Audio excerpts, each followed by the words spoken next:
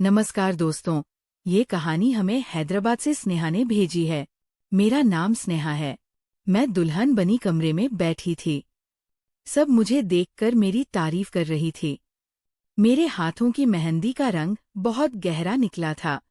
जो भी देखता कहता कि तुम्हारे पति तुमसे बहुत प्यार करेंगे। मैं ऐसी बातों पर मुस्कुरा देती, लेकिन मेरे दिल में एक अजीब सी बेचैनी थी। मैंने सिर्फ एक बार आर्यन की तस्वीर देखी थी और उसी पर दिल हार बैठी थी। वह बहुत ही खूबसूरत और आकर्षक लगता था। पिछले 6 महीनों में मैंने कितने सपने सजाए थे, बता नहीं सकती। जब भी आंखें बंद करती तो बस आर्यन का चेहरा नजर आता। मैं दुल्हन बनी बैठी उसके इंतजार में थी। लेकिन जैसे जैसे समय बीतता गया और बारात नहीं पहुंची तो मेरा दिल घबराने लगा। पापा बहुत परेशान थे और मम्मी बार बार ससुराल वालों को फोन कर रही थी, मगर वहां से कोई जवाब नहीं मिल रहा था। आखिरकार पापा ने मेरे छोटे भाई रोहन को उनके घर भेजा ताकि मुझे पता चल सके। और जो बात सामने आई उसने तो जैसे मेरी दुनिया ही उजाड़ दी। उन्होंने कहा कि आर्यन पता नहीं कहाँ चला गया है, सुबह से घर में नहीं है। हम लोग उसे ढूंढते ढूंढते थक गए हैं। रोहन ने कहा कि शादी के दिन वो कहाँ जा सकता है, लेकिन उन्होंने कहा हमें कुछ नहीं पता। जैसे आर्यन वापस आएगा हम भारत लेकर आ जाएंगे। तभी आर्यन के छोटे भाई ने धीरे से कहा कि भैया की शादी उनकी मर्जी के खिलाफ हो रही थी। शायद इसलिए वो घर से चले गए। ये सुनते ही उसकी माँ ने उसके घूर कर देखा, मगर रोहन समझ गया था कि अब ये बारात कभी नहीं आएगी। जब उसने घर आकर ये बात पापा और मम्मी को बताई तो वो वहीं बैठ गई। पापा का चेहरा पीला पड़ गया और मम्मी रोने लगी। घर में शोर मच गया। कोई मुझे मनूस कह रहा था, कोई लड़के वालों को बुरा भला कह रहा था। पापा के सीने में तेज दर्द उठा और मैं कमरे से बाहर निकलकर उन्हें संभालने लगी। खुद भी रोने लगी। मेरी 2 बड़ी बहनें अपने पतियों के साथ आई हुई थी, लेकिन उनके पति पापा को संभालने की जगह मुझे ताने देने लगे कि ऐसी लड़की की कोई इज्जत नहीं रहती, जिसकी बारात वापस लौट जाए, जैसे सारा दोष मेरा ही हो। मैं सोच भी नहीं सकती थी कि मेरे अपने ही मुझे इस तरह दोस्त देंगे। तभी अचानक मेहमानों से एक युवक खड़ा हुआ और बोला कि अगर आप लोग चाहें तो मैं इस लड़की से शादी करने के लिए तैयार हूँ। ये सुनते पूरा हाल शांत हो गया। पापा ने उसकी तरफ देखा। उसका रंग सांवला था, कद थोड़ा छोटा था और शरीर भारी था। चेहरा साधारण था, देखने में बिल्कुल भी आकर्षक नहीं था। लेकिन उस वक्त वो पापा को किसी फरिश्ते से कम नहीं लगा। पापा ने ये तक नहीं पूछा कि वो कौन है, कहाँ से आया है, क्या करता है। वो तुरंत बोले, बेटा आज तुमने हमारी इज्जत रख ली, हम ये एहसान जिंदगी भर नहीं बोलेंगे। मैं कुछ बोल ही नहीं पाई। मैं भी नहीं कह सकती थी कि मैंने आर्यन के सपने देखे थे, जो एक स्मार्ट और खूबसूरत लड़का था। क्या मैं ऐसे साधारण से आदमी से के साथ शादी कर सकती थी? लेकिन पापा को सिर्फ अपनी इज्जत बचानी थी और उसका एक ही रास्ता उन्हें दिख रहा था कि कोई भी आगे आए और मेरा हाथ थाम ले। मैं रोते रोते उसके साथ शादी के लिए तैयार हो गई। पेरू के समय मुझे उसका नाम तक नहीं ठीक से सुनाई दिया। बाद में पता चला कि उसका नाम मोहन है। शादी के बाद जब विदाई हुई तो बाहर पीले रंग की टैक्सी खड़ी थी। मेरा दिल बैठ गया। उसने टैक्सी का दरवाज़ा खोला और खुद ड्राइविंग सीट पर बैठ गया। तभी मुझे पता चला कि वह टैक्सी चलाता है। वह यहाँ मेहमानों को छोड़ने आया था और वापसी में उन्हें ले जाने वाला था। इसी वजह से उसे कोने में बिठाकर खाना दे दिया गया था। लेकिन मुझे क्या पता था कि मैं उसी टैक्सी वाले के साथ उसकी पत्नी बनकर जाऊंगी। टैक्सी एक गरीब से मोहल्ले में जाकर रुकी।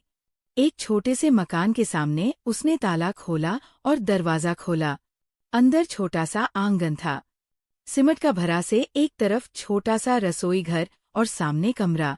उसने मेरा हाथ पकड़ा तो मुझे लगा जैसे मेरी जिंदगी खत्म हो गई हो। वह मुझे कमरे में ले गया। वहाँ एक पुराना सा पलंग था जिस पर सांप चादर बिछी थी। एक छोटी अलमारी और दीवार पर एक आईना, बस यही सामान था। उसने मुझे पलंग पर बैठाया और बोला, आपके लिए पानी लाता हूँ। मैं चुप रही। वह स्टील के गिलास में पानी लाया। स्टील का गिलास देखकर मुझे अपनी बदली हुई जिंदगी का एहसास हुआ। मैंने कभी स्टील के गिलास में पानी नहीं पिया था। हम 3 बहनें थीं और मैं सबसे ज्यादा नखरे वाली थी। मैंने कभी बर्तन नहीं धोए थे। कहती थी मेरे हाथ खराब हो जाएंगे। कभी रोटी नहीं बनाई थी। कहती थी धुएं से चेहरा खराब हो जाएगा। अगर कभी किसी ने मुझे स्टील के गिलास में पानी दे दिया होता तो मैं नाराज हो जाती। लेकिन आज मैंने वही गिलास हाथ में लिया और 2 घूंट पानी पीकर वापस रख दिया। वह मेरे सामने बैठकर बोला, आपके साथ जो हुआ बहुत गलत हुआ। मैं मन ही मन सोच रही थी, हाँ मेरे साथ गलती हुआ है। अगर आर्यन भाग गया था तो मुझे तुरंत किसी और के साथ बांध देना जरूरी था क्या? पापा थोड़ा इंतजार नहीं कर सकते थे? मेरा आंसू रुक नहीं रहे थे। मैंने मन ही मन तय किया कि कुछ दिन यहाँ रहकर मैं उससे तलाक ले लूंगी और अपने मायके लौट जाऊंगी। मैं उसके साथ पूरी जिंदगी नहीं बिता सकती थी। तभी मो ने मेरी थैली पर 500 के कुछ नोट रखे और कहा, ये तुम्हारे लिए मुंह दिखाई। शायद 2000 रुपए थे।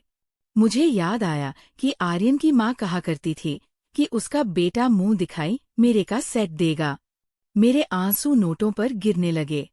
मैंने पैसे एक तरफ रख दिए और कहा, धीरे से कहा, मैं अभी किसी भी रिश्ते के लिए तैयार नहीं हूँ। उसने शांत स्वर में कहा, मुझे पता है मैं तुम्हें परेशान नहीं करूंगा, लेकिन जो तुम्हारा अधिकार है वह तुम्हें जरूर मिलेगा। ये कहकर वह अपना तकिया और चादर लेकर बाहर चला गया। दिसंबर की ठंडी रात थी। मैं दुल्हन के बाहरी कपड़ों में ही लेट गई, लेकिन सो नहीं पा रही थी। रात रोते रोते मैंने अपने गहने उतारे। अलमारी खोली तो उसमें सिर्फ उसके कपड़े थे। मजबूरी में मैंने वही पहन लिए। सुबह मंदिर की घंटियों के आवाज से मेरी आँख खुली। मैंने देखा वो नहाकर तैयार हो रहा था और फिर मंदिर चला गया। मैं उठी, हाथ मुंह धोया और भगवान के सामने बैठकर रोने लगी कि आखिर मेरा कसूर क्या था। अगले दिन वह काम पर जाते हुए बोला, फ्रिज में सामान रखा है, जो बनाना है बना लेना। मैं चुपचाप घर देखती रही। मेरे मायके से किसी ने हाल तक नहीं पूछा। शाम को वह लौटा तो मैंने सिर्फ दाल बनाई थी। उसने कुछ पैकेट मेरी तरफ बढ़ाए और कहा, इसमें तुम्हारे लिए कपड़े हैं। ज्यादा समझ नहीं है, इसलिए जो अच्छा लगा ले आया। कल से तुम मेरे कपड़े पहन रही हो। ये कहकर वह मुस्कुराया। मैंने पैकेट खोला तो उसमें एक लाल सूट, चूड़ियां और थोड़ा सा मेकअप था। मैं घबरा गई। मैंने कहा, मैं आपके साथ कोई रिश्ता नहीं निभा सकती। मैं आपसे प्यार नहीं करती। ये सब एक हादसा था। वह बोला, अब जो हो गया उसे बदला नहीं जा सकता। प्यार शादी के बाद भी हो सकता है। तुम्हें मेरी भावनाओं को भी ख्याल रखना चाहिए। मैं बोली, मुझे आपसे कोई मेल नहीं लगता। मैं पढ़े लिखी हूँ, नौकरी कर सकती हूँ। मुझे तलाक दे दीजिए। उसने गहरी सांस ली और कहा, ठीक है, तुम्हें समय देता हूँ। बताओ कितना समय चाहिए? मैंने कहा, मुझे तलाक चाहिए। वह चुपचाप बाहर चला गया। अगले दिन मांग में बैठी थी कि सामने की छत पर एक सुंदर लड़का खड़ा मुझे इशारे करने लगा। उसने इशारों में मेरा नंबर मांगा और मैंने भी बता दिया। तभी दरवाजा खुला और मोहन अंदर आया। वह लड़का भाग गया। मोहन ने छत की तरफ देखा और बोला, वहां मत बैठा करो, सामने आवारा लड़के रहते हैं। वो मन ही मन सोच रही थी, कम से कम वह दिखने में तो मोहन से बेहतर है। इसके बाद जब भी मोहन काम पर जाता, मैं उस लड़के से हिसार में बात करने लगती। एक दिन उसका फोन आया। उसने अपना विक्रम बताया और कहा कि वह मुझे देखकर दीवाना हो गया। उसने मोहन के लिए अब सब गए और कहा कि तुम्हारे साथ अन्याय हुआ है।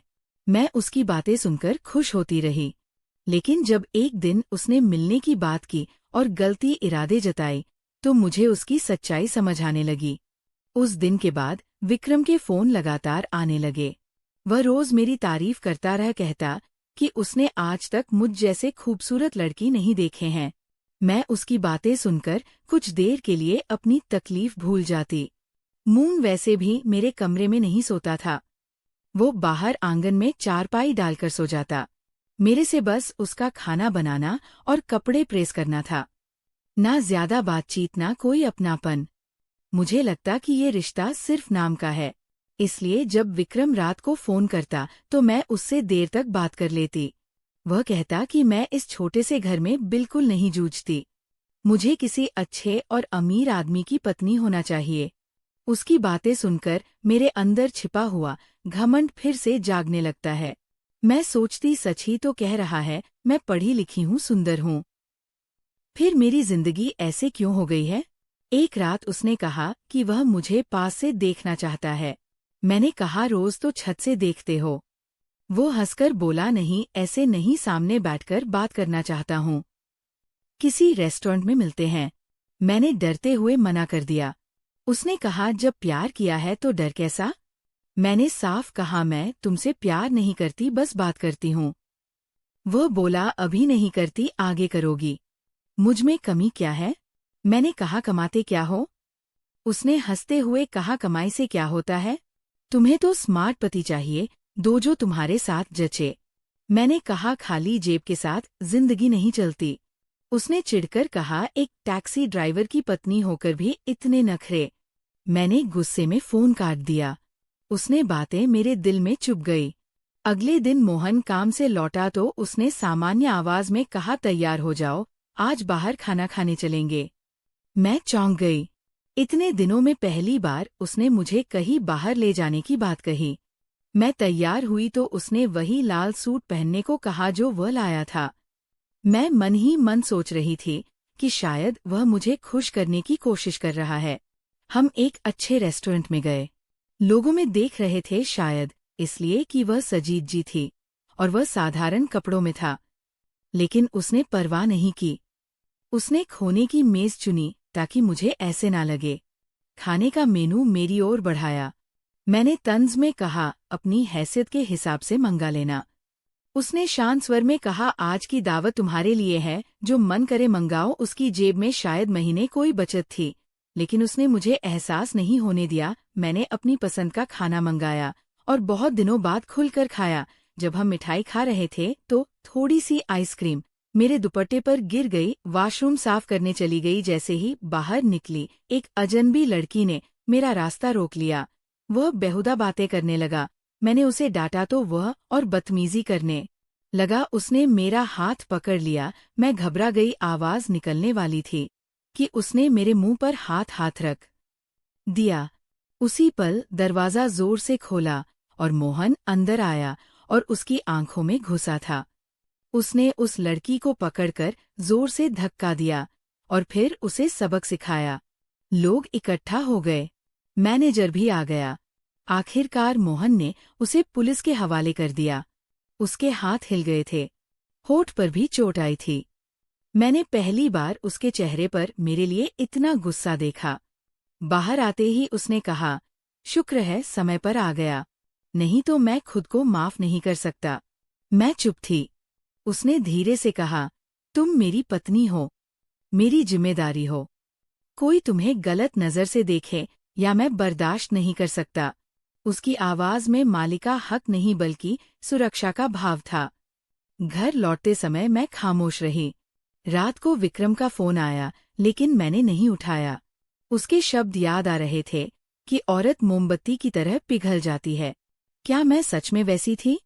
क्या मैं सिर्फ किसी के मीठे शब्दों से बह सकती थी? अगले दिन उसका फिर फोन आया तो मैंने साफ कह दिया, दोबारा फोन मत करना, वरना मैं सब बता दूंगी। वह सार बोला। अब अपने पति से डर लगने लगा। मैंने दृढ़ आवाज में कहा, नहीं, मुझे खुद से डर लगने लगा है, और फोन काट दिया। उसके बाद उसने कभी संपर्क नहीं किया। वो शाम में देर तक सोचती रही।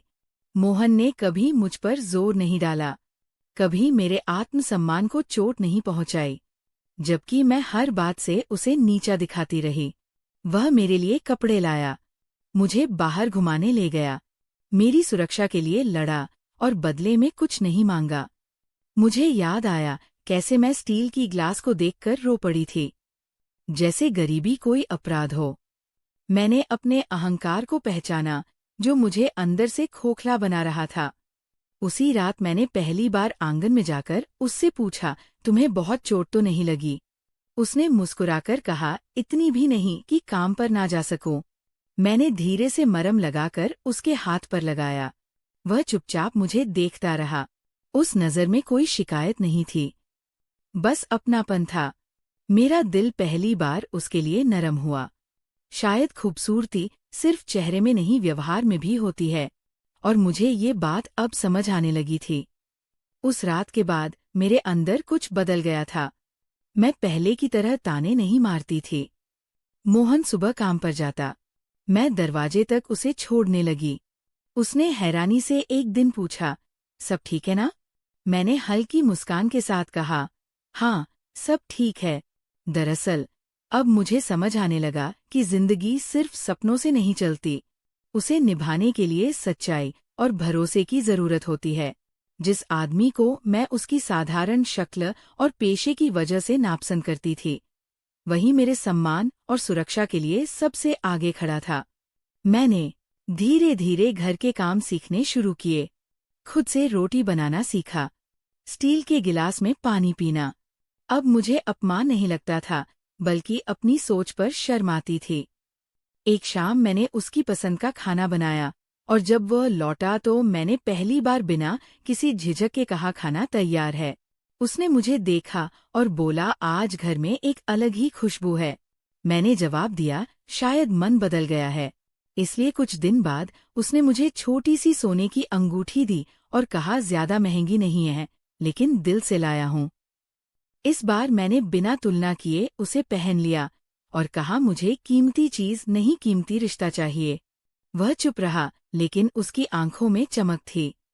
आज मैं समझ चुकी थी कि इंसान की असली पहचान उसका दिल और चरित्र होता है, न कि चेहरा या पैसा। अगर उस दिन आर्यन की बारात आ जाती तो शायद मैं कभी ये सच्चाई ना समझ पाती। अब मैं खुद को खुशकिस्मत मानती हूँ कि मुझे मोहन जैसा जीवन साथी मिला, जिसने मुझे इज्जत दी, धैर्य दिया और सच्चा साथ दिया। दोस्तों, आपको ये कहानी कैसी लगी कमेंट करके ज़रूर बताएं, और आप हमारे चैनल पर नए हैं तो चैनल को सब्सक्राइब जरूर।